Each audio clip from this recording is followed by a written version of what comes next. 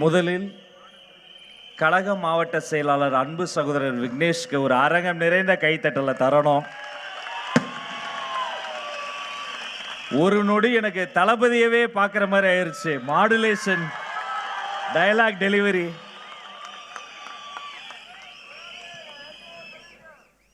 கவிஞர் அண்ணன் நெல்லை ஜெயந்தா சொல்வது போல் ஆறுகளின் ஆறு, ஆறுகளின் ஆறு கங்கை ஆறு, அதை தலைமுடியில் வைத்திருப்பதாறு அவர் எங்கள் இறையனாறு. அவரின் மகன் யாரு, கொண்ட படையாறு, எடுத்த முகமாறு, அவர் எங்கள் முருகனாறு. அவரின் அடியாறு, அது யாரு, அவர்தான் அகத்தியாறு. அன்று பாரதியாறு, நேற்று ஔவையாறு, இன்று தமிழ்நாட்டை காப்பாற்ற போவது யாரு? தமிழக வெற்றி கழகத்தை தவிர வேறு யாரு?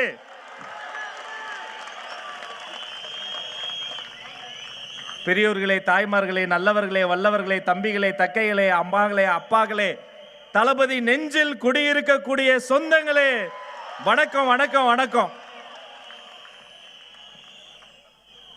நேற்றைய தினம் ஒரு உலக அதிசயம். மேடையில் ஒரு இளைஞர் கூட இல்லாம ஒரு கட்சி இளைஞரணி மாநாடு நடத்தியிருக்கு. எங்க பொதுச் செயலாளர் அண்ணன் வந்திருக்காரு. எங்க அண்ணன் ஆனந்த் அண்ணன் நடக்கிற ஸ்பீடுக்கு நீ ஓடி வரணும்டா. அவர் ஸ்பீடுக்கு நீ நடக்க முடியுமா? எத்தனை மாநாடு, எத்தனை நிகழ்ச்சி. ஆனா நான் டிவி பார்க்குறேங்கன்னா, டெய்லி நியூஸ் பார்க்க சொல்லியிருக்கேன், பார்த்துக்கிட்டே இருக்கேன். அதே டெய்லர், அதே வாடகை, ரேம்ப் போட்டு, சிவப்பு கம்பளத்தை விரிச்சு, பாட்டு போட்டு, மதிப்பிற்குரிய மாண்புமிகு முதல் முறை முதலமைச்சரான மு.க. ஸ்டாலின் நடத்தி கூட்டு வந்து, மாப்பிள்ள அவர் தான், ஆனா அவர் போட்டிருக்க சட்டைகள். நான் என்ன கேட்கிறேன், சின்ன பையனா, கடைக்கோடி தொண்டை, அந்த பேண்ட் கலர் கூட வாடா அப்படியே காப்பிடிப்பீங்க.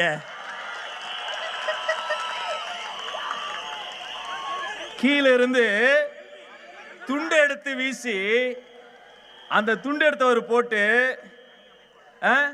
கீழே இருந்து நம்ம தளபதிக்கு மலர் கொடுப்போம்ல, அப்படி ஒரு பையன் ஓடி போய் சொல்லியிருக்கேன், ஏய் பூவை கொடு. அவன் கொடுத்துட்டான். அது அவருக்கு சொல்லல, வாங்கின பூவை என்ன பண்ண தெரியல, என்ன பண்றது அப்படி தூக்கி போட்டு போயிட்டாப்ல. எல்லாத்தையும் மன்னிச்சிருவேன், அந்த செல்ஃபி ஒன்று எடுத்தாங்களடா.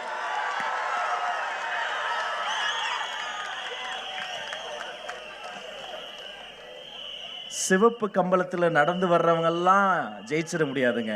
கொஞ்சம் திரும்பி பாருங்க. மக்கள் வெள்ளத்தில் ஆண்களும் பெண்களும் புடைசூழ திருவிழா போல அன்பு கடலில் ஆர்ப்பரித்து நின்றிருக்க, மேடையில் உடைத்த ஒன்றிய முதல் மாவட்ட முதல் மாநில அத்தனை பேரும் புடைசூழ்ந்து காத்திருக்க, அப்படியே மக்கள் மத்தியில் ஓங்கி ஒலிக்கிற சத்தத்தின் மத்தியில தமிழ்நாட்டின் தலையெழுத்தை மாற்றப் போகிறேன் தங்க தளபதி தலைவர் நடந்து வருகிற போது, சொல்லும் போதே புல்லரிக்குதுங்க. எனக்கு உங்க மேலாம் வருத்தம்பா. நல்லா பேசுனீங்க தம்பிகள்லாம், நல்லா பேசுனீங்க. எனக்கு என்னன்னா, மதிப்பிற்குரிய முதலமைச்சர் அண்ணா அவர்கள், அவரை நான் ரொம்ப மதிக்கிற சீனியர் மோஸ்ட் பொலிட்டீஷியன், நல்ல மாற்று கருத்து இல்லை. நாகரிக அரசியல் எங்களை ஆளாக்கி அழகு பார்க்கக்கூடியவர்கள் வெற்றி தலைவர் தளபதி. நாகரிகமாக தான் பேசுவோம், எதிரிகளை கூட நாகரிகமாக பேச சொல்லியிருக்காரு என்னுடைய பொதுச் செயலாளர்.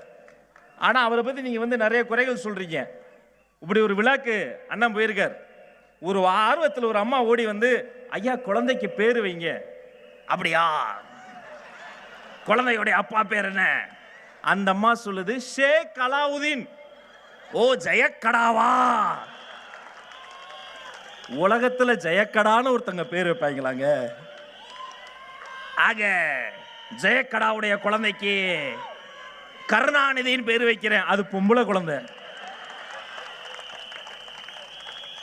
இந்த அதிகாரிகளும் இந்த அரசியல் தலைவர்களும் நாட்டை இப்படி கெடுத்து, ஆனா எங்க தலைவர் யார் தெரியுமா? பாடுகிறேன் பாமணக்கும், பாடும்போது நாவினிக்கும், நாடெங்கும் புகழ் மணக்கும், தளபதினு சொல்லும் போதே வாயினிக்கும். எப்படியாவது அடுத்தவனை அழிக்கணும்னு நெருஞ்சி முள் மனிதர்களும் நிறைந்திருக்கும் அரசியலில் குறிஞ்சி மலர் போல் மலர்ந்த குணமலர்றா என் தலைவர் தங்க தளபதி. இவங்களுக்கெல்லாம் ஒரே ஆச்சரியம், எப்படி இவ்வளவு கூட்டம் கூடுது? அண்ணே, இது கோட்டருக்கும் கோழி பிரியாணிக்கும் கூறுற கூட்டம் இல்ல, தங்க தளபதிக்காக கூறுற கொள்கை கூட்டம்.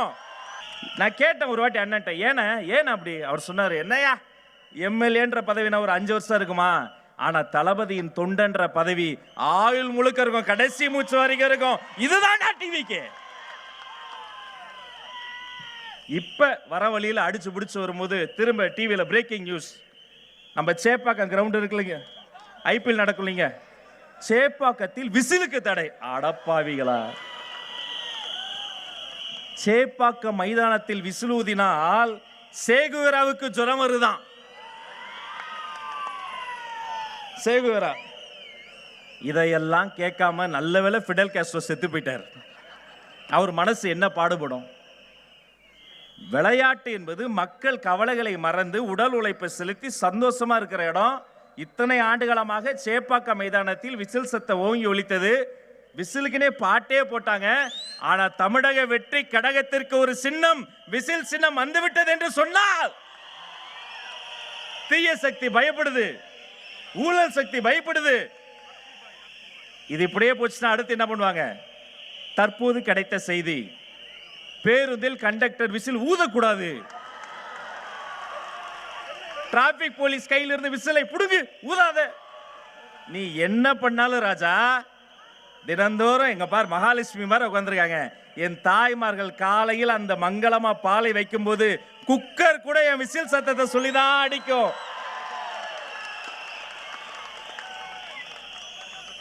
மண்ணுக்கு என்ன பிரச்சனை, மனிதர்களுக்கு என்ன பிரச்சனை, அதை பாப்பீங்களா? விசில் ஊதக்கூடாதா? இன்றைய தினம் தமிழ்நாடு முழுக்க டிஎன்பிஎஸ்சி பரீட்சை தேர்வு எழுதியிருக்காங்க எங்க பசங்க. விருகம்பாக்கத்தில் எழுத போன பையனுக்கு அந்த நம்பர் எழுதி வைக்கல. கேட்டா தம்பி இல்ல நீ போ, நீ நந்தனம்ல இருக்கக்கூடிய எக்ஸாம் சென்டருக்கு போ, துரத்தி விட்டுருக்காங்க. நந்தனத்துல போனா அங்க இல்ல, விருகம்பாக்கத்தில் துரத்தி இருக்காங்க. தமிழ்நாடு முழுக்க முதல் முறையா டிஎன்பிஎஸ்சி எக்ஸாம பாதிலேயே நிறுத்தி பசங்களை நடு ரோட்ல நிறுத்தி இருக்காங்க. இதுக்கு பதில் சொல்ல துப்பு இல்ல. விசிலை தடுக்கிறதுக்கு நீ வர்ற. எழுதி வைத்துக் கொள்ளுங்கள், உங்களுடைய ஆட்சி மட்டுமல்ல அரசியலே முடிய போகிறது. ஆனா நாங்க யாரு? இந்த மேடையை பாருங்க. எங்களுக்கு ஒரு சேரு, மாநில நிர்வாகிக்கு ஒரு சேரு, அவங்களுக்கு ஒரு சேரு, 10 பேர் உட்காந்தா போதும், 4 பேர் உட்காந்தா போதும், அவங்களுக்கு பிளாஸ்டிக் சேர் போடு. எல்லாருக்கும் ஒரே சேரை போட சொன்ன பொதுச் செயலாளருங்க உட்காந்துருக்காருங்க. உழைத்தவர்கள் அத்தனை பேரையும் மேடையேற்றக்கூடிய கட்சி தமிழக வெற்றி கழகம், மறந்துடாதீங்க. 30 ஆண்டுகளின் உழைப்பு. ஒரு சாதாரண ஒரு துணை இயக்குனருக்கு ஒரு கவர்மெண்ட் ஆஸ்பத்திரியில் பிறந்தவர் என் தலைவர். ஜி தமிழ் தொலைக்காட்சியில் சரிகமாப்பான்னு குழந்தைகள் பாட்டு பாடக்கூடிய நிகழ்ச்சிக்கு போகக்கூடிய வாய்ப்பு என்னுடைய தலைவர் தந்தாரு. போய் பார்த்தப்ப அந்த குழந்தைகளினுடைய அன்பு பார்த்தப்ப எனக்கு ஆனந்த கண்ணீர் வந்தது. அப்ப தலைவரினுடைய வரலாற்றை ஒரே நிமிடத்தில் கவிதையா சொல்லும்போது நான் சொன்ன, யார் அவரு? சாதாரண வீட்டில் பிறந்தவர். ஏன் இந்த உலகத்தையே சுஸ்தப்படுத்த பிறந்த அந்த தேவகுமாரன் கூட கோபுரத்தில் பிறக்கவில்லை, ஒரு குடிசையில் தானே பிறந்தான் அந்த இயேசுபிரான். அப்படி பிறந்த ஒரு மண்ணின் மைந்தர் என் தலைவர். அவர் பிறந்த கவர்மெண்ட் ஆஸ்பத்திரி இருக்கு பாருங்க, இப்போ இத்தனை வருஷம் ஆயிருச்சு, இப்பவும் அவர் பிறந்த நாள் அன்னைக்கு கோயிலுக்கு போறதில்ல அல்லது வேற ஏதோ பார்ட்டிக்கு போறதில்ல. கழக மாவட்டத்தில் அத்தனை பேரும் ஒரு கவர்மெண்ட் ஆஸ்பத்திரிக்கு போய் அன்னைக்கு பிறக்கிற குழந்தைகளுக்கு தங்க மோதிரம் போடுற கட்சிடா தமிழக வெற்றி கழகம். பிறந்த குழந்தைக்கு தங்க மோதிரம், வளரும் குழந்தைக்கு ரொட்டிப்பால் முட்டை திட்டம், படிக்கும் குழந்தைக்கு விஜய் படிப்பகம், கல்வியில் வெற்றி பெற தளபதி கல்வி விருதுகள், வேலை தேடும் உள்ளங்களுக்காக விஜய் விலையில்லா விருந்தகம். ஒரு சர்க்கார் செய்து கொண்டிருக்கிறார் இந்த சர்க்கார். அவர்தான் எங்களுடைய தங்க தளபதி. இங்க இல்ல அண்ணன், மதிப்புக்குரிய அண்ணன் செங்கோட்டையன் அண்ணன், அவர் வந்தப்பெல்லாம் ஒரே தலைப்பு செய்தி, செங்கோட்டையனே வந்து விட்டார். தம்பி, இன்று செங்கோட்டை வந்தது, நாளை செஞ்சாஜு கோட்டையே வரப்போகிறது தம்பி. நாம ஒன்னே ஒண்ணு, என்ன வேணும் நமக்கு? நமக்கு 2026 நம்ம தங்க தலைவர் வெற்றி தலைவர் தளபதி அவர் ஆட்சி கட்டிலில் அமர வைக்கணும். அப்பதான் அந்த நாடு உருப்படும். அவர் ஜெயிக்கணும்னா நமக்கு வாக்குமை வேணும். அந்த வாக்குமை நம்முடைய வாக்காளருக்கு வரணும்னா நமக்குள்ள ஒண்ணு என்ன தெரியுமா? அது ஒற்றுமை, ஒற்றுமை, ஒற்றுமையா இருக்கணும். அன்பிற்கிடையே கழக மாவட்டத்தில் அத்தனை பேரும் பாருங்க எவ்வளவு ஒற்றுமையா இருக்கு. நாமளும் அப்படி இருக்கணும். இந்த ஒற்றுமை நமக்கு வரும். ஏன்னா நம்முடைய தலைவர்கிட்ட ஒரு மை இருக்கு, அது நேர்மை, அது தூய்மை, அது வாய்மை. நான் பேசினதுக்கே ஊடகங்கள் வேற லைவ் போட்டுக்கிட்டு இருக்காங்க. அதை தவிர மறைந்து இருந்து பார்க்கும் மர்மம் என்னன்னு உளவுத்துறை வேற தனியா ரெக்கார்ட் பண்ணிக்கிட்டு இருக்கு, பாம்பு மாதிரி படம் எடுத்துக்கிட்டு இருக்காங்க.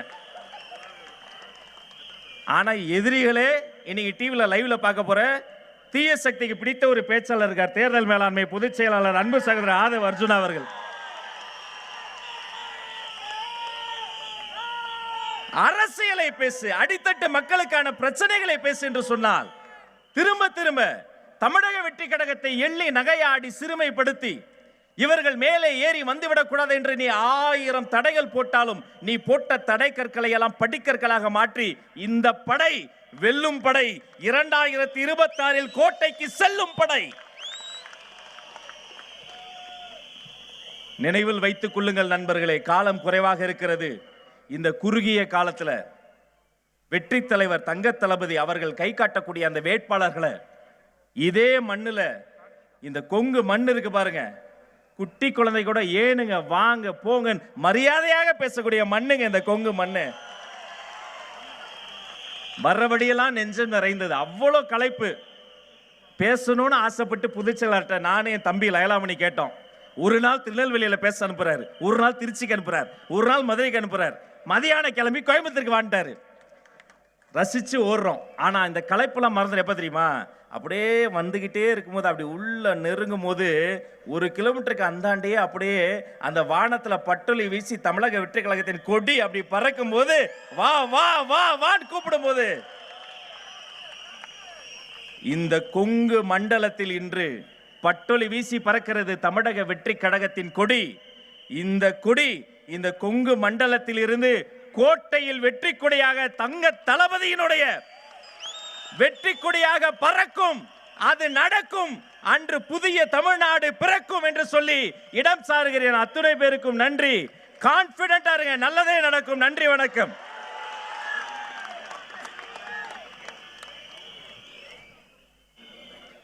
அடுத்தபடியாக கட்சியின் தேர்தல் செயல்பாடுகளை ஒருங்கிணைத்து திட்டமிடல், கண்காணிப்பு, செயலாக்கம் அனைத்தையும் ஒரே கோட்டில் நடத்தும் நமது தமிழக வெற்றிக் கழகத்தின் தேர்தல் மேலாண்மை பொதுச் செயலாளர் அண்ணன் திரு ஆதவ் அர்ஜுனா இப்போது உரையாற்ற வருகிறார்.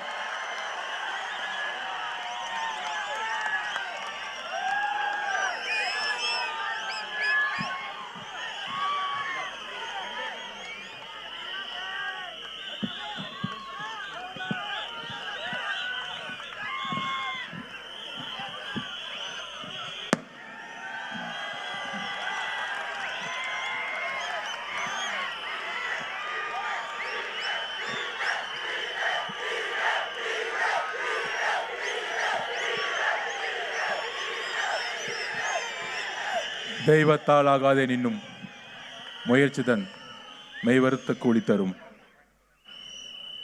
அருமை சகோதரர் கோவை தெற்கு மாவட்ட செயலாளர் விக்னேஷ் அவர்களே, கோவை மாவட்ட செயலாளர்கள் சம்பத் அவர்களே, யுவராஜ் அவர்களே, ராஜ்குமார் அவர்களே, பாபு அவர்களே,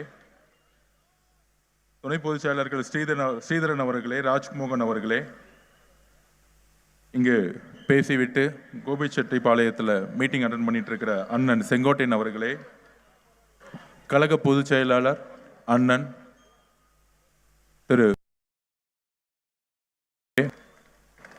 2026 முதல்வர் எங்கள் தலைவர் அவர்களுக்கும் இங்க இருக்கக்கூடிய சகோதர சகோதரிகளுக்கும் என்னுடைய வணக்கத்தை தெரிவித்து, எல்லாரும் எப்படி இருக்கீங்க?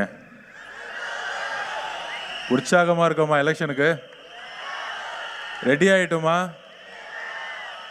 ஆரம்பிச்சாங்க அண்ணாக்கு அப்புறம் கலைஞர், ஸ்டாலின், உதயநிதினு வரிசையா குடும்பம் ஆரம்பிச்சு, ஆனா இன்னைக்கு ஃபைனலா இந்த 26ஓட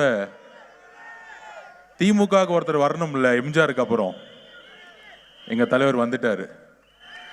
இத்தனை நாள் யாரும் இல்லாம இருந்தீங்க, தலைவர் வந்துட்டாரு.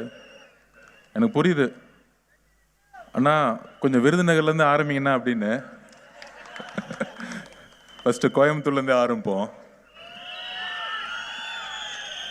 கோயம்புத்தூர் 2021 வெற்றி ஒட்டுமொத்தமாக அதிமுகவுக்கும் பிஜேபிக்கும் கிடைச்சிச்சு.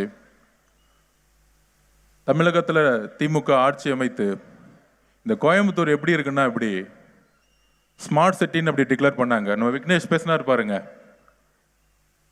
ஒரு 20 வருஷம் எம்எல்ஏ இருக்கவங்க கூட திமுக அப்படி பேச மாட்டாங்க இந்த தொகுதியை பத்தி. ஆனா நம்மள பார்த்து சொல்றாங்க, டிவி கீழே இருக்க மாவட்ட செயலர்களுக்கு தொகுதியை பத்தி பேச தெரியுமா, கொள்கையை பத்தி பேச தெரியுமான்னு. இதே இங்க இருக்கக்கூடிய திமுகவுடைய மாவட்ட செயலருக்கு கிணத்துக்கூட பத்தி பேசி பாருங்க, பேசுவாரு. அந்த ரோடு கான்ட்ராக்ட்ல 3%, அந்த டாஸ்மாக் கடை 4 கடை எந்து, அந்த பார் 5 எந்து, கட்டிங் எம்சி செந்தில் பாலாஜிக்கு 10 ரூபாய் அனுப்பணும். 10 ரூபாய் அனுப்பலன்னா மாவட்ட செயலர் போஸ்டையும் புடிங்கிடுவாங்க. அந்த 10 ரூபாய் நேரம் மாப்பிள்ளைக்கும் மருமகனுக்கும் போகணும். இதுதான் திமுகவுடைய அரசியல் இன்னைக்கு. அவ்வளவுதான் தெரியும். கட்டிங்கு செட்டிங்கு, திருப்பியும் எலெக்ஷனை ஓட்டு வாங்குறது, இவ்வளவுதான் திமுகவோட அரசியல். எப்பேற்பட்ட கட்சியை அண்ணா உருவாக்கிய கட்சி, தன்னுடைய ரத்தத்தை சிந்தி எத்தனை தலைவர்களை இதை உருவாக்கினாங்க திமுகவை. ஒன்றிய அரசுக்கு எதிராக இருமொழி கொள்கையின் வரும் பொழுது அண்ணா எந்திரிச்சு நின்னாரு. தமிழகம் முழுவதும் இளைஞர்கள் ஒன்று நின்னாங்க. இந்தி எதிர்ப்பு போராட்டத்தை உருவாக்கினாரு. 67 ஆட்சி உருவாக்கினாரு. இந்த தீய சக்திக்கு எதிராக எம்ஜிஆர் உருவாக்கினாரு 77. எத்தனை போராட்டம் திமுக, எவ்வளவு அழகான ஒரு கட்சி. கலைஞர் கருணாநிதி அவர்களுக்கு அப்புறம் இன்னைக்கு எப்படி ஆயிருச்சு. 21 எல்லாரும் நான் நினைச்சோம், ஐயோ அப்ப இருந்த அதிமுக ஆட்சி ஊழலா இருக்கே. அம்மையார் அம்மா ஜெயலலிதா அம்மாக்கு அப்புறம் சரியான நிர்வாகம் இல்லையே, ஊழல் ஆட்சியா இருக்கே, அடிமைகளின் கூறாடமா மாறிடுச்சு அப்படின்லாம் இருந்த சமயத்துல 21 திமுக வந்தா நல்லா இருக்குமே அப்படின்னு தமிழகம் முழுவதும் நினைச்சாங்க. ஆனா தமிழகத்திலேயே ஒரு கொங்கு மண்டலம் இருக்கு பாருங்க, அவங்களுக்கு உண்மை அப்பதான் புரிஞ்சிருக்கு. 21 புரிஞ்சுக்கிச்சு, இந்த திமுகவை நம்பவே கூடாது, திமுக ஓட்டு போடவே கூடாதுன்னு 21 முடிவு எடுத்துட்டாங்க. அந்த அளவுக்கு கொங்கு மண்டலம் அரசியலை ரொம்ப உள்வாங்கி இன்னைக்கு அந்த கொங்கு மண்டல திமுக ஆட்சியில் என்ன நடந்துட்டு இருக்கு. ஸ்மார்ட் சிட்டி அனௌன்ஸ் பண்ணாங்க, ஆனா வெறும் பேப்பர்ல இருக்கு.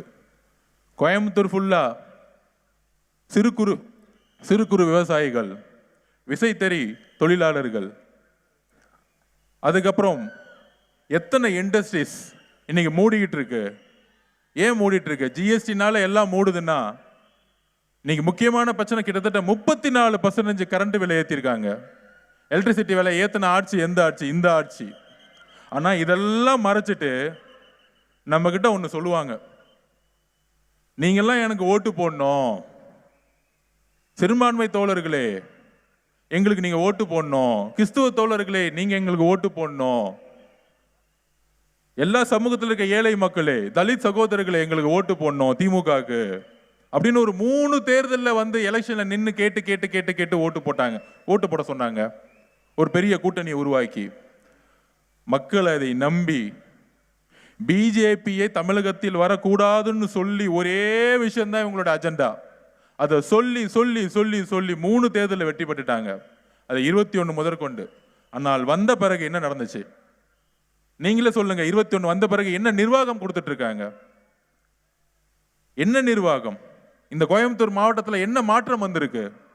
கரூர்ல இருந்து செந்தில் பாலாஜி இங்க அப்பாயின்மெண்ட் பண்ணி லோக்கல் பாடி எலெக்ஷன்ல பூத்துக்கு 5000 ரூபாய் கொடுத்து ஜெயிச்சது தான். இதெல்லாம் இனிமேட் நடக்காது. அதெல்லாம் அதிமுக இபிஎஸ் ஐயா மாதிரி ஒரு தலைமை இருக்க வரைக்கும் நடந்துகிட்டே இருந்துச்சு, ஜெயிச்சுட்டே இருந்தீங்க. ஆனால் எப்பொழுது எங்கள் தலைவர் கட்சியை ஆரம்பிச்சாரோ, எப்பொழுது அண்ணன் விஜய் அவர்கள் ஒவ்வொரு மாவட்டமாக சுற்றுப்பயணத்தை மேற்கொண்டாரோ, அங்கேயே எழுச்சி உருவாயிருச்சு. எல்லாரும் சொல்றாங்க, கடந்த கூட்டத்தில் என்ன சொன்னாரு, 234 தொகுதியிலும் தமிழக வெற்றி கழகம் தனியா சென்று வெல்லும் அப்படின்னு அண்ணன் டிக்ளேர் பண்ணாரு. உடனே அது எப்படி அவங்க ஜெயிப்பாங்க? பெரிய கூட்டணி எல்லாம் உருவாக்கி வச்சிருக்காங்க, இதெல்லாம் எப்படி கஷ்டம் இல்லையா? நம்ம விக்னேஷ் அவர் சொன்னார்களே, கட்சி ஆரம்பிக்கும் போது எவ்வளோ பர்சன்டேஜ் சொன்னாங்க? டிவியில் உட்காந்துக்கிட்டு 6%. நீங்களே சொல்லுங்க. ஃபர்ஸ்ட் மாநாடு முடியும் போது 15% வந்தாங்க. சரி, அது முடிஞ்சு மதுரை வரும்பொழுது 20 பக்கம் வந்தாங்க. ஒரு 6 ஊர் வந்தோம்ல, அப்படி திருச்சியில் ஆரம்பிச்சு கடைசியில் அப்படி நாமக்கல் வந்து நாகப்பட்டினத்தில் நம்ம முடிக்கும் பொழுது ஒரு பெரிய பிரச்சனையை உருவாக்குனாங்க திமுக. அது எல்லாம் உங்களுக்கு தெரியும். இங்கிருந்து 3 மணி நேரம் தான். அந்த பிரச்சனையை ஏன் உருவாக்குனாங்கன்னு தெரியுமா உங்களுக்கு? அந்த பிரச்சனையை உருவாக்குறதுக்கான ரீசன் என்ன தெரியுங்களா? ஒவ்வொரு வாரமும் திங்கட்கிழமை திமுக வந்து சர்வே எடுத்துக்கிட்டே இருப்பாங்க. தமிழகத்தில் இருக்க எல்லா பூத்துலையும் 6 டிஸ்ட்ரிக்ட், முக்கியமா சொல்றேன், திருவாரூர் மாவட்டத்தில் அந்த சுற்றுப்பயணம் இருக்கு பாருங்க, கலைஞர் பிறந்த ஊர். அந்த சுற்றுப்பயணம் இப்ப கூட நீங்க யூடியூப்ல பார்க்கலாம். 3 கிலோமீட்டர் 3 மணி நேரம் ஆச்சு. எந்த தலைவருக்கும் இந்த 50 வருஷத்தில் நடந்ததே கிடையாது. அந்த அளவுக்கு மக்களுடைய ஆதரவு. அப்ப இந்த ஆதரவை எப்படி உடைக்கணும்? அவர் எந்த ஊருக்கும் போகக்கூடாது. இப்ப எல்லாம் சொல்றாங்களே, நேத்து கூட மாசத்துக்கு ஒரு தட்டி தான் வருவாரு, 10 நாளுக்கு ஒரு தட்டி தான் வருவாரு. இப்படி உருவாக்கப்பட்டது எதனால்? வார வாரம் ஒவ்வொரு ஊருக்கா வந்தாரா இல்லையா? ஒவ்வொரு ஊருடைய பிரச்சனை பேசினாரா இல்லையா? மக்களுடைய பிரச்சனை எந்த அளவுக்கு சுட்டி காமிச்சிட்டே இருந்தாரு. அந்த எழுச்சி ஒவ்வொரு மாவட்டத்தில் எப்படி உருவாச்சு? அதை எப்படி முடக்குனாங்கன்னா, இதுதான் சூழ்ச்சி, திமுகவுடைய சூழ்ச்சி. கரூர்ல ஏற்பட்ட சூழ்ச்சிக்கு அப்புறம் அந்த சூழ்ச்சிக்கு காரணம் 41 பேரை அடக்கம் பண்ணும் பொழுது அவங்களுடைய சூழ்ச்சினா தெரியுமா? தமிழக வெற்றி கழகத்தையும் சேர்த்து அடக்கம் பண்ணணும். இதுதான் அதோடைய சூழ்ச்சி. ஆனா நடந்தது, முதல்ல சப்போர்ட் பண்ணது யார் தெரியுமா? தமிழக மக்கள், தமிழக பெண்கள் முதல்ல வந்து நின்னாங்க நமக்காக. அந்த புள்ள பாவம், அவர் என்னப்பா பண்ணாரு? ஒவ்வொரு ஊரா போறாரு, இடம் கேட்கிறாரு போலீஸுக்கிட்ட. அந்த இடம் கொடுக்கறதுக்கு இவ்வளவு நாள் ஆக்குறீங்க. அந்த பர்மிஷன் கொடுத்த உடனே காவல்துறை பொதுமக்கள் பாதுகாப்பு வரதே கிடையாது. அவர் பாட்டிக்கு வர்றாரு, பஸ்ல நிக்கிறாரு, மக்களை பார்க்கிறாரு, பேசுறாரு. இவ்வளவுதான் அண்ணன் வந்து மக்கள் சந்திப்புல வந்து நாகப்பட்டினத்திலே பதிவு பண்ணார். ஆனா கரூருக்கு அப்புறம் எஸ்ஓபியை போட்டாங்க. அந்த எஸ்ஓபியை படிச்சீங்க என்ன தெரியுமா இருக்கு? 1 மாசம் ஆகுமா பர்மிஷனுக்கு. நேற்று கூட பர்மிஷன் வாங்குறோம், 4500 பேர் நீங்க எழுதி கொடுங்க, அப்பதான் பர்மிஷன் கொடுக்கப்படும்.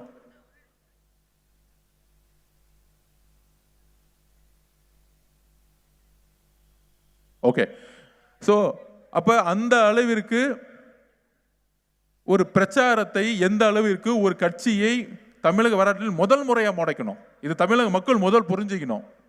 அப்ப தலைவர் வந்து பேசணும் அப்படின்னு எழுதி கொடுத்திருக்கோம். இன்றைக்கு நாங்கள் பதிவு பண்ணிக்கிறோம். அறிக்கை வரும், கட்சிக்கிட்ட இருந்து அறிக்கை வரும்.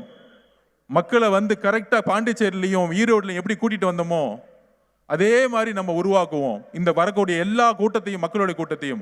ஆனால் காவல்துறையும் முதலமைச்சர் தான் பொறுப்பு இந்த ஒவ்வொரு கூட்டத்துக்கான பாதுகாப்பு. கரூரை போற இன்னொரு சூழ்ச்சியை நீங்க உருவாக்கிற கூடாது, அது மக்களுக்கு தெரியும். அப்ப அடுத்த சந்திப்பு நம்ம ரெடி ஆயிட்டோம். அப்ப இன்னைக்கு தமிழக வெற்றி கழகம் ஜெயிக்குமா? இவ்வளவு பெரிய கூட்டணியை வந்து எப்படி இவங்க ஃபேஸ் பண்ண போறாங்க? இந்த கூட்டணி எப்படி தெரியுமா இருக்கு? 21க்கு அப்புறம் இவங்க கூட்டணி 12 கட்சி இருக்கும், ஆனா பொருந்தாத கூட்டணி. முன்னாடி பொருந்ததுச்சா கூட்டணி? அதுக்கு ஒரு எக்ஸாம்பிள சொல்லிடுறேன். காங்கிரஸ் எப்ப பார்த்தாலும் நம்ம கிட்ட பேசிக்கிட்டே இருப்பாங்க, காங்கிரஸ் எப்படி, திமுக அப்படின்னு. ஏன் இந்த கூட்டணி ஜெயிக்காதுன்னு நான் சொல்லவா? இந்த கூட்டணி தொடர்ந்தாலும் ஏன் ஜெயிக்காது தெரியுமா? தொண்டர்கள் இந்த கூட்டணியிலிருந்து வெளியே வந்துட்டாங்க. ஒரு 10 தலைவர்கள் மட்டும் சுத்திக்கிட்டே இருக்காங்க ஸ்டாலின், அவ்வளவுதான் வித்தியாசம். அதுல காங்கிரஸ் எடுத்துக்கோங்க, நவம்பர் மாசமே சொல்லிட்டாங்க பேச்சுவார்த்தை பண்ணணும்னு. டிசம்பர் மாசம் 15க்குள்ள பேச்சுவார்த்தை முடிக்கணும்னு சொல்லிட்டாங்க. ஜனவரி 15 ஆயிடுச்சு, பிப்ரவரி 15 வரப்போகுது. ஆனா திமுக வந்து பேச்சுவார்த்தை குழு போடவே போடாது. ஏன் தெரியுமா? எப்ப தெரியுமா போடுவாங்க? நீங்க சொல்லுங்க. எலெக்ஷன் கமிஷன் வந்து டிக்ளேர் பண்ண அடுத்த மாசம் மார்ச் 5ஆம் தேதி 6ஆம் தேதி எலெக்ஷன் கமிஷனோட நோட்டிஃபிகேஷன் டிக்ளேர் பண்ணுவாங்க. அதுக்கு ஒரு 3 நாளுக்கு முன்னாடி ஒரு குழுவை போட்டு நீ வெளியே போனன்னு நினச்சிக்கோ, உன்னை துரோகின்னு சொல்லிடணும். உனக்கு 25 சீட்டு தான், நீ எங்களுக்கு அடிமை தான் வாழ்க்கை முழுசும். அப்ப தொண்டர்கள் எங்க இருப்பாங்க? இந்த 4.5 வருஷம் காங்கிரஸ் தோழர்களுக்கு என்ன கிடைச்சிச்சு? காங்கிரஸ் உடைய மாவட்ட செயலர்களுக்கு என்ன மரியாதை கொடுத்தாங்க? அப்போ ஒண்ணுமே இல்லை. இது மாதிரி எல்லா கட்சியிலையும் கம்யூனிஸ்ட் தோழர்கள் இருக்காங்களே, சாம்சங் தொழிலாளர் போட்டல அரெஸ்ட், ஐயா சவுந்தரராஜனா அரெஸ்ட், அம்மா வாசுதி அம்மாவை டாஸ்மார்க் உடைய போராட்டத்தில் கைது செஞ்சு எஃப்ஐஆர் போட்டாங்க. இந்த 4.5 வருஷம் வந்து எந்த கவர்மெண்ட் இங்க இருந்துச்சு? கம்யூனிஸ்ட் தோழர்களை அரெஸ்ட் பண்ணது யாரு? விசிகே தோழர்களை அரெஸ்ட் பண்ணது யாரு? வேங்கவேல் பிரச்சனையில, கொடி பிரச்சனை அரெஸ்ட் பண்ணது யாரு? யாருக்கு அதிகாரம் கொடுக்காம இருக்கிறாங்க? இஸ்லாமிய தோழர்களுக்கு நாங்கள் பாதுகாப்பு கொடுப்போம். இந்த கேள்விக்கு மட்டும் திமுக பதில் சொல்லுங்க. 2024 22 எம்பி திமுக எம்பில ஒரு இஸ்லாமிய தோழர் கூட ஏன் எலெக்ஷன்ல நிப்பாட்டல? இதை கேட்க சொல்லுங்க. ஏன் நிப்பாட்டல? மக்கள் முன்பு திமுக இருக்கக்கூடிய ஒரு எம்பியா வந்து ஒரு இஸ்லாமிய தோழரை நிப்பாட்டதே கிடையாது. எடுத்து பாருங்க லிஸ்ட், 22 எம்பி யார் இருக்காங்கன்னு. இதெல்லாம் பண்ண மாட்டாங்க. அவங்களுக்கு ஒரு ஏழையிலிருந்து ஒரு வேட்பாளர் வரக்கூடாது, ஒரு தலித் சகோதரர் இருந்து வேட்பாளர் அதிகாரம் வரக்கூடாது, ஒரு ஏழையா இருக்கவங்க வேட்பாளர்கள் வரக்கூடாது, ஏழை சமூகத்திலிருந்து வரக்கூடாது, ஒரு தலித் சகோதரர் அதிகாரத்தை வரக்கூடாது. அதிகாரத்துக்கு யார் வரணும்? இந்த குடும்பம் மட்டும்தான். கலைஞருக்கு அப்புறம் மு.க. ஸ்டாலின் அவர்கள் 40 வருஷம் உழைப்புன்னு சொல்லிட்டு நம்ம முதலமைச்சர் ஆக்குறதுக்கு எல்லாரும் உழைச்சோம். ஆனால் அதுக்கப்புறம் மகன், அதுக்கப்புறம் இன்னொரு மகன், ஆட்சி நிர்வாகம் சுத்தமா 0. இதுல நம்மளை பார்த்து சொல்றாங்க இவங்களுக்கு அரசியல் முதிர்ச்சி இருக்கா, கொள்கை இருக்கா அப்படின்னு. இவ்வளவு பிரச்சனைக்கு நடுவில் மக்கள் ஒரு நேரத்தை தேர்ந்தெடுப்பாங்க, அதிமுகவை தேர்ந்தெடுப்பாங்க. நம்ம பசங்களுக்கிட்டையும் நம்ம தொண்டர்களுக்கிட்டையும் நம்மளுடைய நண்பர்களுக்கிட்டையும் சொல்லிக்கிறது என்னன்னா, நேற்று கூட தேனியில் வந்து நம்ம லெஃப்ட் பாண்டி அண்ணன் டக்குன்னு எமோஷனல் ஆயிட்டார் ஒரு கட்சியை பார்த்து. அண்ணன் லெஃப்ட் பாண்டி அண்ணன், நம்ம மாவட்ட செயலர்கள் சொல்லிக்கிறேன், நம்ம ஃபைனல்ஸ்க்கு வந்துட்டோம். மொத்தமே 60 நாள் தான் இருக்கு. ஒரே போட்டி திமுக டிவிகே, டிவிகே திமுக. இதுதான் தலைவர் சொல்லிட்டார். யார் என்ன அசிங்கமா வேணா பேசிட்டு போட்டோம். அண்ணாவையும் எம்ஜிஆரையும் ரொம்ப அசிங்கமா மேடையில் பேசினாங்க. ஆனா யார் பக்கம் நின்னாங்க தெரியுமா? மக்கள் யாரு திட்டு வாங்கினாங்களோ அவங்க பக்கம் நின்னாங்க. அதுக்குதான் அண்ணா சொன்னாரு, நீங்கள் தாக்கிட்டே இருங்க, நாங்க தாங்கி தாங்கி வலுவை ஏற்படுத்திக்கிறோம். நீங்க வலுவை இழந்துருவீங்க ஒரு நாள். நீங்க என்ன பண்ண முடியும்? மேக்சிமம் எங்க தலைவர் அசிங்கமா பேசுவீங்க, அவருடைய வாழ்க்கையை அசிங்கமா பேசுவீங்க.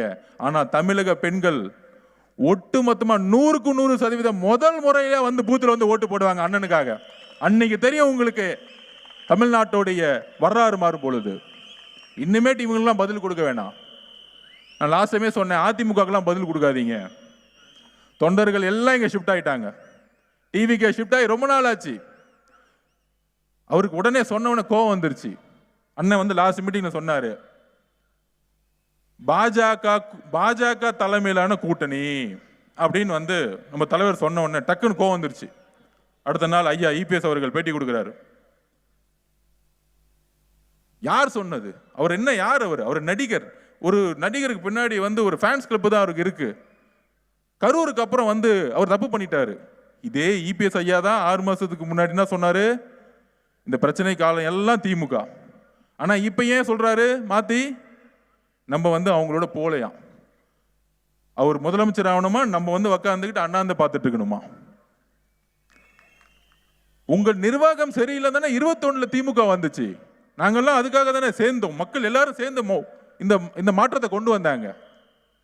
அப்ப எங்களுடைய குறிக்கோள் ஒரு முதலமைச்சரை ஆக்குறது மட்டும் கிடையாது, ஒரு அதிகாரத்தை நோக்கி மட்டும் கிடையாது. எங்க தலைவருடைய குறிக்கோள் ஒட்டுமொத்த தமிழக மக்களுடைய வாழ்க்கையை மாற்றத்துக்கு வரார். இது அதிகார பசி கிடையாது. அப்ப அவர் சொல்லும்போது சொல்றாரு, இபிஎஸ் ஐயா சொல்லும்போது சொல்றாரு, இல்ல தமிழ்நாட்டில் அதிமுக தான் இந்த கூட்டணியோட தலைமை, அப்படின்னு யார் தெரியுமா சொன்னாங்க? ஐயா அமித்ஷா அவர்களே சொல்லிட்டாங்க. ஐயா இதுக்காக தான் உங்களை வந்து திமுக திட்டிட்டு இருக்கு. எப்படி இருந்த கட்சி? அம்மா ஜெயலலிதா இருக்கும்போது எப்படி இருக்கும் கட்சி? அதிமுக கூட்டணி இருக்க கட்சியெல்லாம் யார்கிட்ட போய் நிக்கிறாங்க சொல்லுங்க? எல்லா கூட்டணி கட்சியும் டெல்லியில போறாங்க, பாஜகவோட சேர்றாங்க. பாஜக இந்த கூட்டணியை உருவாக்கிக்கிட்டு இருக்கு. ஐயா இபிஎஸ் உருவாக்கலை, அதிமுக உருவாக்கலை இந்த கூட்டணியை. அப்படி இருக்கும் பொழுது எப்படி இபிஎஸ் ஐயா வந்து இந்த கூட்டணிக்கு தலைமைன்னு சொல்ல முடியும்? உங்களால ஒரு கூட்டணியை உருவாக்க முடியாத பொழுது எப்படி ஒரு கூட்டணிக்கு நீங்க தலைமைன்னு நீங்க சொல்ல முடியும்? நீங்க மட்டும்தான் சொல்லிக்கலாம், நான் தான் தலைமை, நான் தான் தலைமை, நான் தான் தலைமைன்னு. உங்க கூட்டணி இருக்கவங்களே உங்களை வந்து மதிக்கல. உங்க கூட்டணி இருக்கவங்களே எல்லாருமே வந்து போய் பிஜேபியில போய் அங்க உட்காந்து பேரம் பேசிட்டு அங்க உட்காந்து நம்பரை வாங்கிட்டு உங்களை முதலமைச்சர் சொல்றதுக்கு கூட வாய் வர மாட்டேங்குது. அப்படி இருக்கும் பொழுது எப்படி இந்த அதிமுக கூட்டணியை மக்கள் நம்புவார்கள்? தமிழக மக்களுக்கு ஒரு தலைமை தேவை.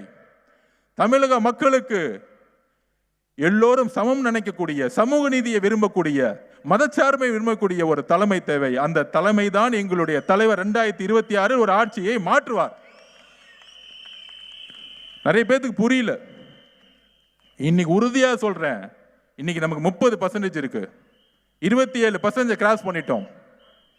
எந்த ஒரு கட்சி 25% கிராஸ் பண்றதோ அப்ப உருவாயிருச்சு அர்த்தம், மக்களுடைய அலை உருவாயிருச்சுன்னு அர்த்தம். எம்ஜிஆர்னு சொல்லுவாங்க, அதுக்கு இன்னொரு சிறந்த உதாரணம் இருக்கு. 1983 84 என்டிஆர் அவர்கள் கட்சி ஆரம்பிக்கும் போது ஆந்திரால அப்ப ஆண்டுட்டு இருந்த பிரதம மந்திரி அவர்கள் எதிர்த்து நின்னாங்க. லோக்கல்ல இருக்க பழைய கட்சிகளை நின்னாங்க. ஆனா எதிர்த்து நின்று ஜெயிச்சார். 6 மாசம் தான் கட்சி, ஒரு ரவுண்ட் அடிச்சார் 10 இடத்துக்கு, 200 தொகுதிக்கு மேல ஜெயிச்சுட்டு போயிட்டே இருந்தார். பிரதம மந்திரி எதிர்த்து நின்னாங்க, முதலமைச்சர் பழைய முதலமைச்சர் எதிர்த்து நின்னாங்க. ஆனா மக்கள் தேர்ந்தெடுத்தது என்டிஆர் அவர்களை. ஆந்திராவுடைய ரிசல்ட் மாதிரி தான் இந்த எலெக்ஷன் ஒரு மிகப்பெரிய வேவை உருவாக்குங்கிறத நான் கடுமையா சொல்றேன். இது உறுதி, இது மக்கள் புரிஞ்சுக்கணும். மாற்றத்தை உருவாக்கக்கூடிய ஒரே கட்சி டிவிகே தான், வேற யாருமே இல்லை. இப்ப அதிமுக ஏன் இல்லை? அதிமுகவோட தலைமை கூட்டணியா இருக்கவங்களையே அவர் தலைமையா வந்து அக்செப்ட் பண்ணல, ஒத்துக்கல. எல்லாமே டெல்லி. பியூஷ் கோயல் வீட்டுக்கு தான் எல்லாரும் முதல்ல போவாங்க. அண்ணன் அன்புமணி அண்ணன் யாரை முதல்ல பார்த்தார்? பியூஷ் கோயல் அவர்களை பார்த்தார். அண்ணன் டிடிவி தினகரன் யாரை முதல் போய் பார்த்தார்? பியூஷ் கோயல் அவர்களை பார்த்தாரு. ஒவ்வொருத்தரா. அப்ப இந்த கூட்டணியை எப்படி உருவாக்குனது? யாரு உருவாக்குனது? அதிமுகவா? இவங்க சொல்றாங்களே 25% இருக்கு, 30% அதிமுக இருக்குன்னு சொல்றாங்களே, அவங்களா? அம்மா உருவாக்குன அதிமுகவா அது? நீங்க சொல்லுங்க. இல்ல எம்ஜிஆர் உருவாக்குன அதிமுகவா அது? இல்லை. அம்மாவையும் எம்ஜிஆரையும் தூக்கி எரிந்த கட்சி தான் இன்னைக்கு. இதை நான் சொல்லல, அண்ணன் செங்கோட்டையன் அண்ணன் சொன்னாரு. இப்ப லேட்டஸ்டா ஒரு மீட்டிங் நடந்துச்சு, அங்க எம்ஜிஆர் போட்டோவும் இல்லை, அம்மா போட்டோவும் இல்லை. ஆனா அந்த மேடையில பெருசா யாரோட போட்டோ இருக்கு? ஐயா இபிஎஸோட போட்டோ இருக்கு, பிரதம மந்திரி அவர்களோட போட்டோ இருக்கு. தமிழகத்தை உருவாக்கியது யார்? அதிமுக உருவாக்கியது யார்? புரட்சி தலைவர் எம்ஜிஆர் அவர்களும் அம்மா அவர்களும். அதை இன்றைக்கு தூக்கி எறிந்து விட்டார்கள். இன்னைக்கு என்ன தனிப்பட்ட முறையில் அட்டாக் பண்ணுவாங்க அண்ணனை பத்தி. அதிமுக இருக்கவங்க தனிப்பட்ட முறையில் அட்டாக் பண்ணுவாங்க. அதையெல்லாம் கண்டுக்க வேணாம். களத்திலே இல்ல, ஃபீல்டிலே இல்ல, எலெக்ஷன்லயே இல்ல. ஐயா இபிஎஸ் அவர்கள் போனாரு, எல்லா தொகுதிக்கும் போனாரு. ஏதோ நியூஸ்ல பார்த்துருப்பீங்களா? ஏதோ ஒரு வேவ் வந்துச்சா? என்ன பேசினாரு உங்களுக்கு தெரியுமா? எந்த மாவட்டத்துக்கு கடைசியில் போனார்னு உங்களுக்கு தெரியுமா? இல்லை. கொங்கு மண்டலம் அதை புரிஞ்சுக்கணும். இது பழைய அதிமுக அல்ல, இது பழைய அதிமுக அல்ல. கூட்டணி இருக்க கட்சிகளே வந்து கூட்டணி சேர்ந்துட்டோம் சொல்றாங்களே, கூட்டணி சேரவில்லை. அவங்களுக்கு ஒரு நெருக்கடி, சேர வேண்டிய நிர்பந்தம், சும்மா பேருக்கு சேர்ந்திருக்காங்க. அதனால் மக்கள் இந்த கூட்டணியை தூக்கி எறிஞ்சிட்டாங்க ஆல்ரெடி. அப்ப நம்மளுடைய ஸ்ட்ராட்டஜி என்ன? திமுகவை இந்த ஆட்சியிலிருந்து தூக்கி எறியணும். அப்ப அண்ணன் லெப்ட் பாண்டியன் மாதிரி இருக்கக்கூடிய மாவட்ட செயலர்கள் எமோஷனலா வேணாம், கடுமையா இன்னும் பர்சனலா வேணா நம்ம அட்டாக் பண்ணட்டும். மக்கள் பார்த்துக்கிட்டே இருப்பாங்க. மக்களுக்கு தெரியும், என் புள்ள விஜய் எப்படி திட்டுறாங்களே, என் புள்ளைய விஜய் எப்படி திட்டுறாங்களே, அவங்களுக்கு நான் தேர்தலில் ஓட்டு போற அன்னைக்கு நான் பதில் கொடுக்குறேன்னு அமைதியா கேட்டுக்கிட்டே இருப்பாங்க. அதுதான் தமிழக மக்களுடைய பெண்கள். பெண்களுக்கு தெரியும் யாரை தேர்ந்தெடுக்கணும் அப்படின்னு. எம்ஜிஆரை தேர்ந்தெடுத்தது, அண்ணாவை தேர்ந்தெடுத்தது பெண்கள், இஸ்லாமிய தோழர்கள், இஸ்லாமிய பெண்கள், தலித் சகோதரர்கள், எல்லா சமூகத்திற்குடைய ஏழை மக்கள், தொழிலாளர்கள், இவங்க எல்லாருமே எவ்வளவு வழியில் இருக்காங்கன்னு தெரியும். 1000 ரூபாய் கொடுப்பாங்க. செந்தில் பாலாஜி வந்து ஓட்டுக்கு 2000 ரூபாய் கொடுப்பாங்க. நண்பர்களே, பெண்களுக்கு 1000 ரூபாய் கொடுத்த அடுத்த செகண்ட், கிரெடிட் ஆன அடுத்த செகண்ட் டாஸ்மார்க் போய்கிட்டு இருக்கு. உங்களுக்கு தெரியும் 30,000 கோடி ரூபாய், 25,000 கோடி ரூபாய் திமுக வரும்போது சேல்ஸ் இருந்துச்சு. இன்னைக்கு 60,000 கோடி ரூபாய் நோக்கி போயிட்டு இருக்கு. அப்ப அந்த பணம் உங்களுக்கு கொடுக்கக்கூடிய, பெண்கள் கொடுக்கக்கூடிய பணம் எங்க போயிட்டு இருக்கு? டாஸ்மார்க் போய்கிட்டு இருக்கு. அந்த பணத்தை எடுத்து திருப்பி நம்ம கொடுத்துட்டு இருக்காங்க. அப்ப இந்த ஆட்சியை பெண்களுடைய பாதுகாப்பு உருவாக்கணும்னா ஒரு புது ஆட்சியை உருவாக்கணும். திமுக கூட்டணியும் வந்து இணைப்பு இல்லை, காங்கிரஸை சுத்தமா மதிக்கிறதே இல்லை. ஒரே ஒருத்தர் ஒரு இன்சார்ஜா போட்டாங்க, கிரீஷ்னு. அவர் வந்து கேட்டுட்டார், ஆட்சியிலும் பங்கு அதிகாரத்தில் பங்கு வேணும்னு கேட்டார். உடனே திமுக என்ன கோரிக்கை வச்சுச்சு, அவரையே மாத்திருங்க, கிரீஷ் சோடங்கரையே மாத்திருங்க. அவர் வந்து எங்களுக்கு செட் ஆக மாட்டேங்கிறாரு. இங்க இருக்கிறவங்க ஒரு 4-5 பேர் செட் பண்ணிட்டோம், டெல்லியில இருந்து வரவங்க செட் ஆக மாட்டேங்கிறாரு, எங்களுக்கு அடிமையா இல்லை அவரு. இன்னைக்கு கொஞ்சம் காங்கிரஸ்ல சில பேர் எந்திரிச்சு உரிமையை கேட்கிறாங்க, போட்டு தலையில அடி அமுக்கு. இதுதான் திமுக. எந்த கூட்டணி கட்சிக்கும் அதிகாரம் கிடையாது. உடனே நம்மளை பார்த்து இவங்க வந்து ஆட்சியிலையும் பங்கு அதிகாரத்திலும் பங்குன்னு சொன்னாங்க. யாரும் வரல. ஆட்சியிலையும் பங்கு அதிகாரம் பங்கு கூட்டணியை உருவாக்க அல்ல, இது எங்களுடைய கொள்கை முழக்கம். எங்களுடைய கொள்கை முழக்கம் சமூக நீதி அடிப்படையில் ஒரு கொள்கையை உருவாக்குறோம். எல்லாரும் சேர்ந்து வேலை பார்க்கும்போது எல்லாத்துக்குமான அதிகாரம் கிடைக்கணும்னு முதல் நாள் கட்சி ஆரம்பிக்கும் போது நினைச்சாரு. உங்களை மாதிரி ஒரே குடும்பம், கருணாநிதி ஐயாவுக்கு அப்புறம் ஸ்டாலினுக்கு அப்புறம் ஐயாவுக்கு அப்புறம் உதயநிதிக்கு அப்புறம் இன்ப நிதி அப்படின்னு சொல்லிட்டு இருக்கக்கூடிய ஒரு வரலாற்றை எங்க தலைவர் உருவாக்க நினைக்கிறார். அதனாலதான் முதல்ல சொன்னாரு, ஒரு இடதுசாரி சிந்தனை கொண்டவர்கள், சமம் சொல்ல நினைக்கக்கூடியவர்கள் எல்லோரும் இருக்கும் பொழுது எல்லோருக்குமான ஒரு பகிர்வை கொடுக்கணும்னு நினைச்சார். ஸோ நம்மளுடைய களம் ரொம்ப தெளிவா இருக்கு. நம்ம இன்னுமேற்று ஒற்றுமை இருந்து வேலை செஞ்சாலே போதும், நம்ம ஆட்சிக்கு வந்துட முடியும். இதுதான் நம்ம புரிஞ்சுக்கணும். இங்க இருக்கக்கூடிய மாவட்ட செயலாளர்கள் மட்டுமில்ல, ஒன்றியம், கிளை, பூத்தில் இருக்கவங்க எல்லாரும் ஒற்றுமையா இருக்கணும். அந்த ஒற்றுமையா இருந்து நம்ம பூத்துல ரீச் பண்ணாலே ரீச் பண்ண முடியும். ஃபைனலா தம்பி கேட்ட மாதிரி விருதுநகர் பக்கம் வந்துடுறேன். நம்ம ஒரு கூட்டம் நடத்துறோம். நம்ம தலைவர் வந்து பொதுவாகவே கூட்டத்தில் இளைஞர்களுடைய, நம்ம ராஜ்மோகன் சொன்ன மாதிரி தான், மேடையில் இளைஞர்களே கிடையாது, ஆனால் இளைஞரணி கூட்டம். அதுல வந்து உதயநிதி அவர்கள் பேசுறாரு, கொள்கை இல்லாத கூட்டம், ஒரு மாசத்துக்கு ஒத்தட்டி வெளியே வராரு. அதாவது நம்ம லாங்குவேஜ்ல சொல்லுவோம், ஒரு பெரிய பிளாக் பஸ்டர் மூவி பார்த்துருப்பீங்க. அதே மாதிரி விஜய் டிவியில் லொல்லு சபான்னு ஒன்று வந்து கிரியேட் பண்ணியிருப்பாங்க, பார்த்துருக்கீங்களா? அதே மாதிரி தான் தலைவரை பார்த்து இங்க ஒரு லொல்லு சுபாவை இளைஞரணி கூட்டம் நடத்திக்கிட்டு இருக்காங்க. அதை அப்படியே பார்த்து காப்பி அடிச்சு இமிட்டேட் பண்றேன்னு அவரு நடிகர்னு பேசுறாங்க. அவரு நடிப்பு தொழிலை விட்டு மக்களுக்காக ஓடி வந்துட்டார். இவங்க அவரை மாதிரி நடிச்சுக்கிட்டு இருக்காங்க. அதுதான் எனக்கு புரியல. ஆனா அவரை மாதிரி நடிக்க முடியுதான்னு பார்த்தா முடியல. அதனால மாண்புமிகு துணை முதல்வர் அவர்களே, இந்த லொல்லு சுபா வேலையெல்லாம் விட்டுட்டு உங்களுக்கான ஆட்சி அதிகாரம் இன்றையிலிருந்து சொல்றேன், மொத்தமே 75 நாள் தான். அதுல கடைசியா மு.க. ஸ்டாலின் அவர்கள் இந்த 75 நாள் தான் முதலமைச்சர் சைன் போட முடியும். இந்த குடும்பத்தோட கடைசி வாரிசு, நம்ம வரலாற்றில் பார்த்துருக்கோம்ல, இந்த முகலாய பேரரசர்கள் கடைசி வாரிசுன்னு.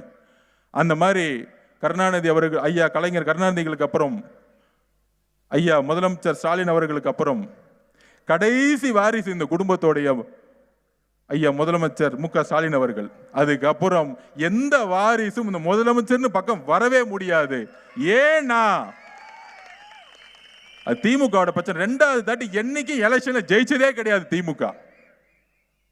யாரோ ஒருத்தர் வந்தாங்க, அன்னைக்கு எம்ஜிஆர் வந்தாரு, இன்னைக்கு எங்க அண்ணன் தலைவர் விஜய் அண்ணன் வந்துட்டாரு. இந்த குடும்பத்தோட கடைசி வாரிசோடைய சைன் இன்னும் 75 நாள் போட்டுக்கோங்க, அவ்வளவுதான். இந்த குடும்பத்தோட வாரிசுங்கள்லாம் முடிஞ்சிருச்சு. புதுசா ஒரு உதயம் ஆகுது.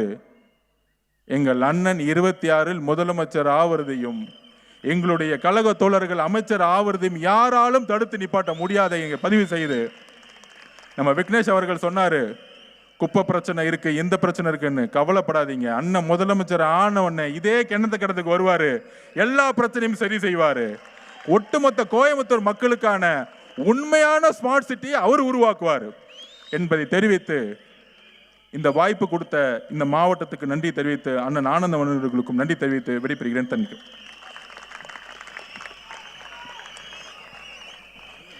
அடுத்தபடியாக டாக்டர் ஸ்ரீதர் அவர்கள் அண்ணன் ஆதவர்ஜுன் அவர்களுக்கு பொன்னாடை போட்டு மரியாதை செய்வார்.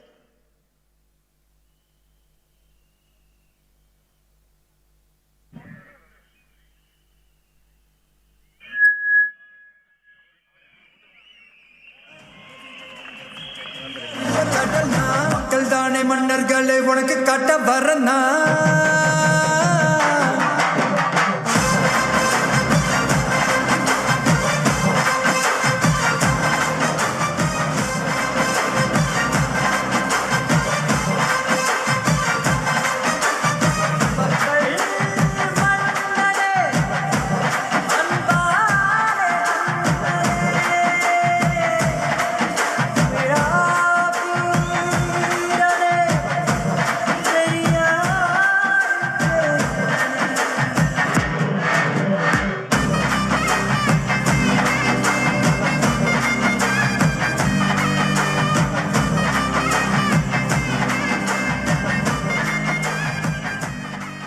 இதுதான் தமிழக வெற்றி கழகம். தனக்கு வந்த மாலையை கூட அடுத்தவங்களுக்கு போட்டு அழகு பார்க்கக்கூடிய அன்பு அண்ணன்களுக்கு அரங்கம் நிறைந்த கரவொலி.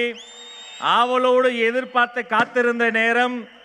தமிழக வெற்றி கழகம் என்பது போர் படை என்றால், இந்த போர் படையின் படை பிரிவினுடைய தளபதியின் தளபதி, போற்றுதலுக்குரிய பொதுச் செயலாளர் அண்ணன் ஆனந்த் அவர்கள் வருகிறார். அண்ணா வா, தலைமை உரைத்தா.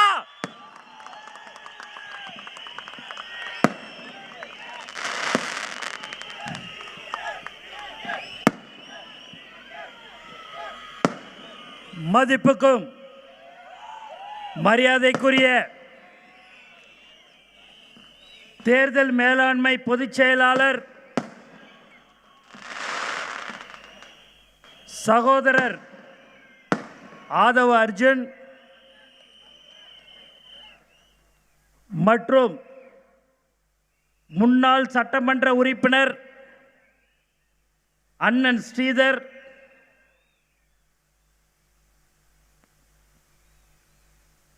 இந்த பொதுக்கூட்டத்தை மிக சிறப்பாக ஏற்பாடு செய்த உங்கள் வீட்டு பிள்ளை கோவை தெற்கு மாவட்டம் விக்னேஷ் மற்றும் கோவை மாநகர மாவட்ட செயலாளர் சம்பத்குமார், கிழக்கு மாவட்ட செயலாளர் யுவராஜ், புறநகர் கிழக்கு மாவட்ட செயலாளர் ராஜகுமார்,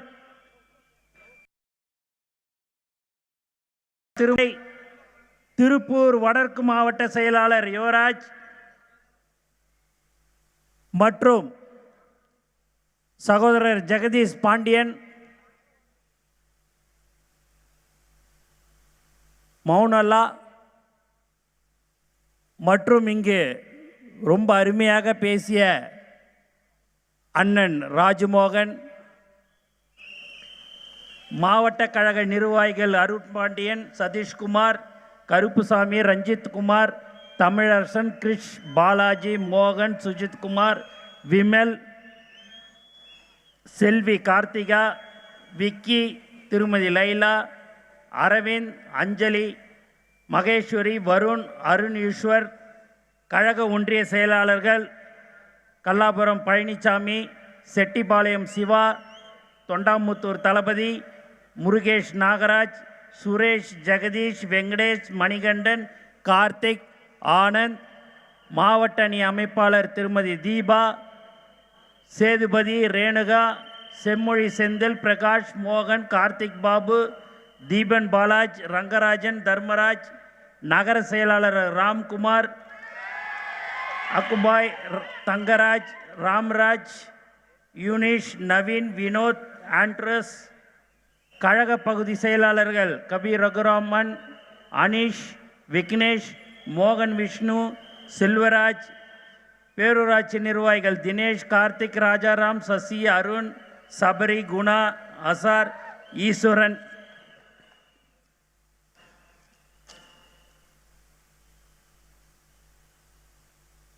மற்றும் சுகுமார் மற்றும் தளபதி நெஞ்சில் குடியிருக்கும் தோழர்களே, தாய்மார்களே, உங்கள் அனைவருக்கும் தளபதி சார்பாக என்னுடைய முதற்கண் வணக்கத்தை தெரிவித்துக் கொள்கிறேன்.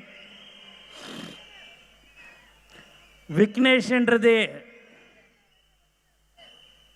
இன்று சாதித்து காட்டியிருக்கிறார்.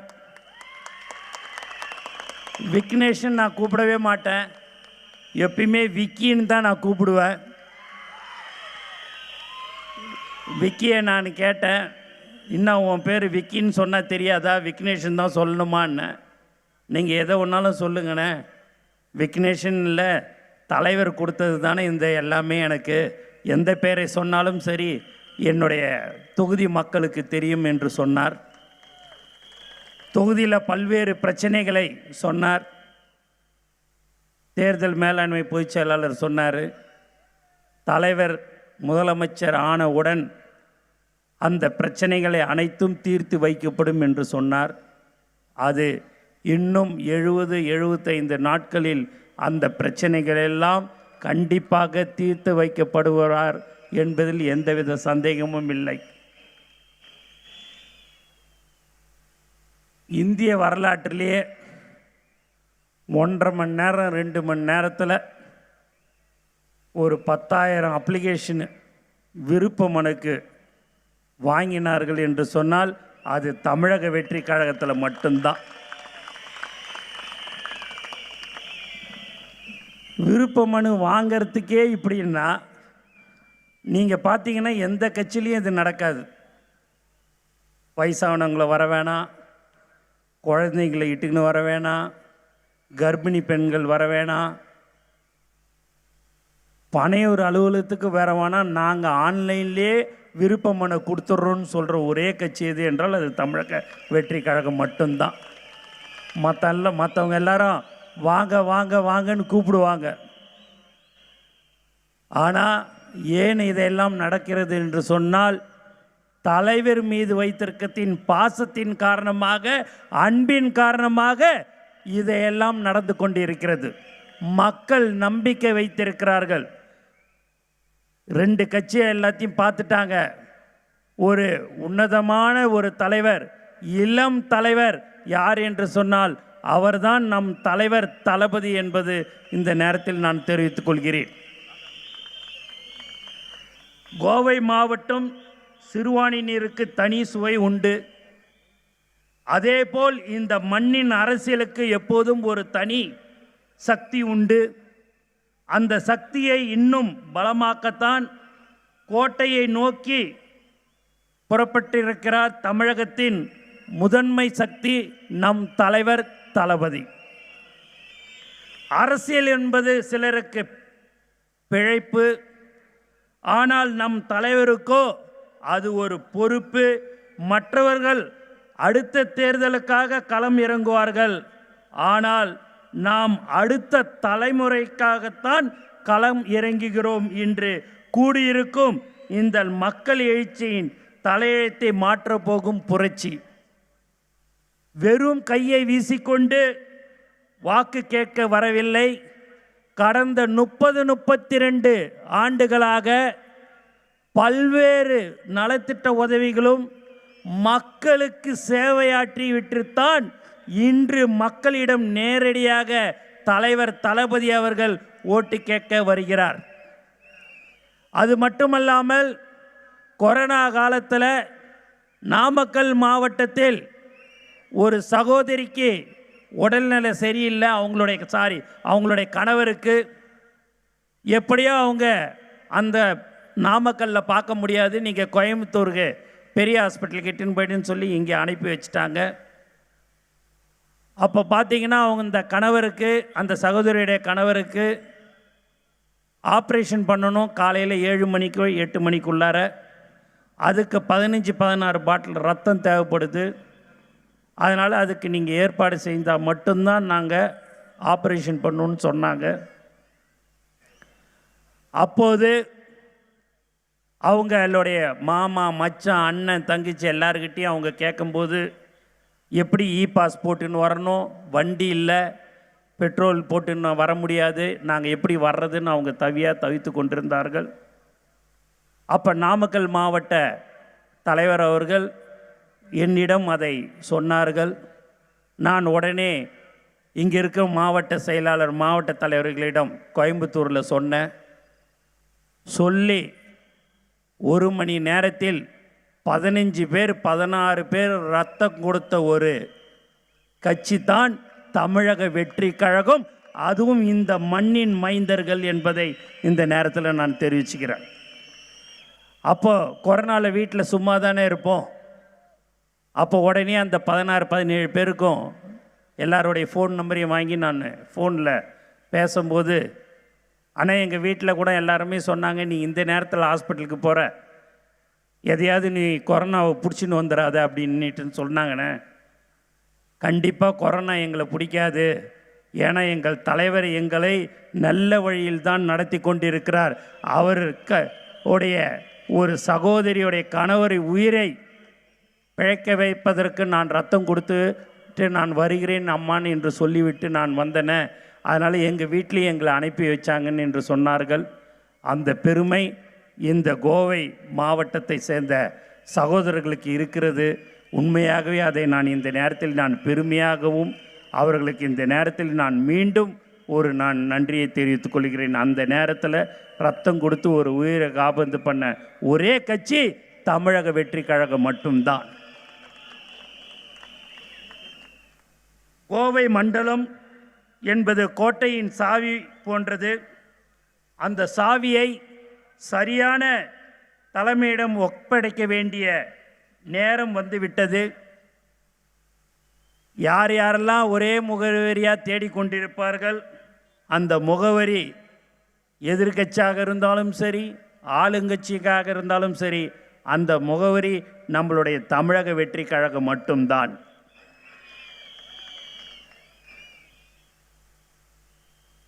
பதவிக்காக அடிபணிந்து செல்பவர் அல்ல நம் தலைவர். மக்களுக்காக சிந்திப்பவர் தான் நம் தலைவர்.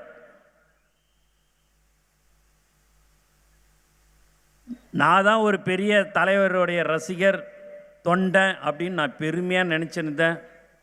என்னையை தாண்டியே ஒருத்தர் நேற்று பார்த்தீங்கன்னா, நானும் உங்கள் தலைவருடைய ரசிகர் தான் சொல்லி அந்த தோற்றத்திலே வந்திருக்கிறார் தெரிவிச்சுக்கிறேன்.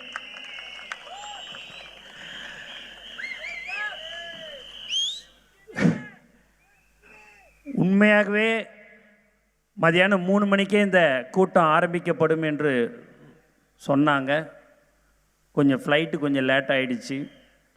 ஆனாலும் இவ்வளோ நேரம் காத்து கொண்டு இருக்கிறார்கள் என்று சொன்னால் அதுதான் தலைவர் உடைய நம்பிக்கை நட்சத்திரமாக இருக்கும். இந்த அருமையான ஒரு கூட்டம்.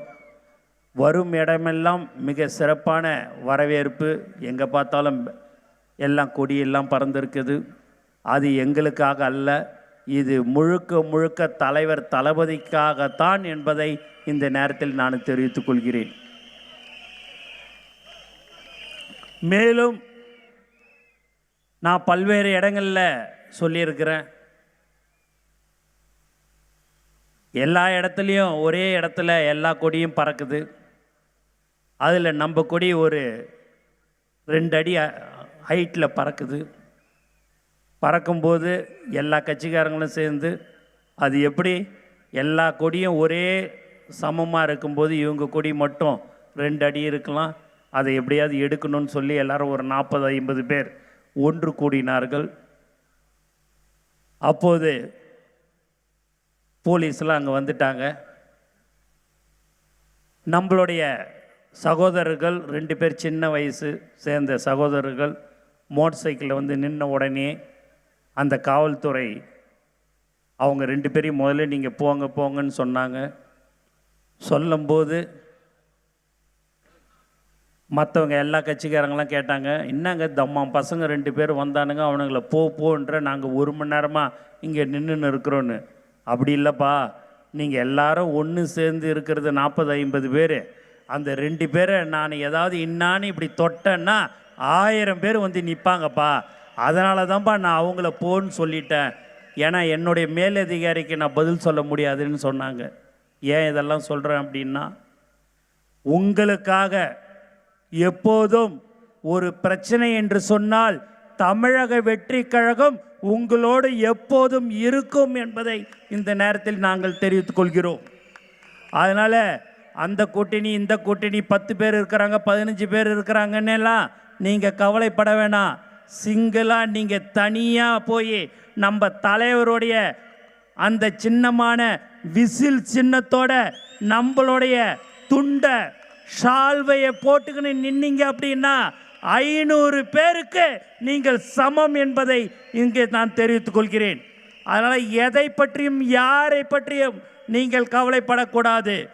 நம்மளுடைய நோக்கம் தலைவர் தளபதி 2026 மே மாதம் முதலமைச்சராக ஆவதற்கு நீங்கள் எல்லோரும் உழைக்க வேண்டும். மக்கள் ஓட்டு போட தயாராகிவிட்டார்கள். நாம் அந்த ஓட்டை அவர்களை யாராக இருந்தாலும் சரி எதை பற்றியும் கவலைப்பட வேண்டாம். பல்வேறு விஷயங்களை எல்லாருமே எதையாவது சொல்லிக்கொண்டே இருப்பார்கள். அதை எதையும் நீங்கள் காதில் வாங்கி கொள்ள வேண்டாம். மக்களிடம் செல்லுங்கள். நம்மளுடைய சின்னமான விசில் சின்னத்தை மக்களிடம் நீங்கள் சொல்ல வேண்டும். 5 நிமிடத்தில் ஒரு சின்னம் உலகம் ஃபுல்லாக தெரிஞ்சுது என்று சொன்னால் அது விசில் சின்னம் மட்டும்தான் என்று இந்த நேரத்தில் நான் சந்தோஷத்துடன் தெரிவித்துக் கொள்கிறேன். இப்போ அண்ணன் ராஜமோகன் சொன்னார், விசில் சின்னம் அங்கே தடை சேப்பாக்கத்தில் தடை போட்டுட்டாங்கன்னு. நீ எந்த தடை போட்டாலும் சரி விசிலை ஒன்றும் செய்யவே முடியாது. 5000 கொடுத்தாலும் சரி 10,000 ரூபா கொடுத்தாலும் சரி 5 ரூபா விசிலுக்கு இருக்கிற சக்தி வேறு எதுக்குமே இருக்காது. ஏன்னா விசிலு நம்மளுடைய தலைவருடைய சின்னம், வெற்றி சின்னம், தலைவர் தளபதியோடைய சின்னம் விசில். அதனால் நீங்கள் பயப்பட வேண்டியதே இல்லை. இப்போ வரும்போதெல்லாம் விசில் சத்தம் கேட்டுக்கிட்டே தான் இருக்குது. ரொம்ப சந்தோஷம்.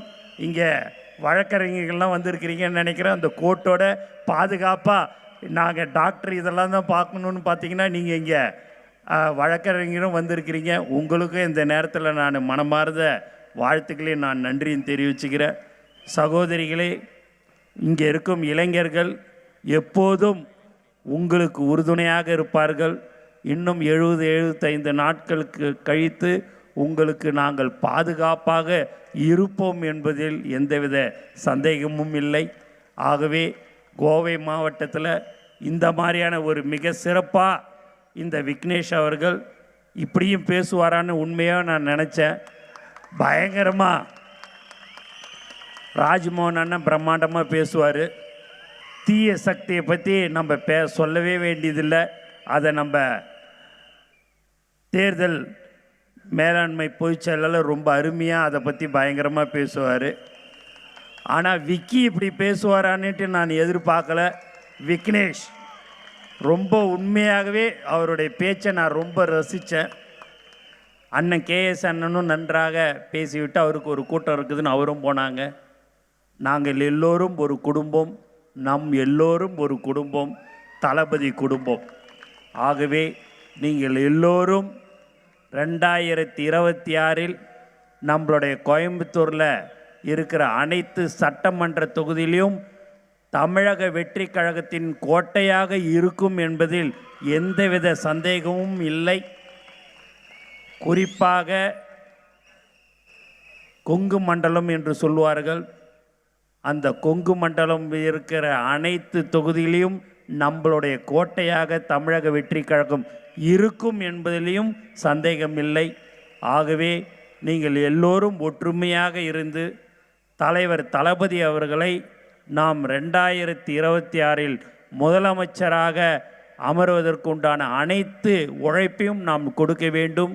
இன்னும் இருப்பது இவ்வளோ காலம் நம்ம உழைச்சது பெருசல்ல. இன்னும் இருப்பது 60 நாட்களில் நாம் உழைத்து தலைவர் அவர்களை 2026 முதலமைச்சராக அமர்த்துவோம் என்று கூறிக்கொண்டு எனக்கு வாய்ப்பு கொடுத்த அனைத்து உள்ளங்களுக்கும் நன்றி கூறி விடைபெறுகிறேன். நன்றி, வணக்கம்.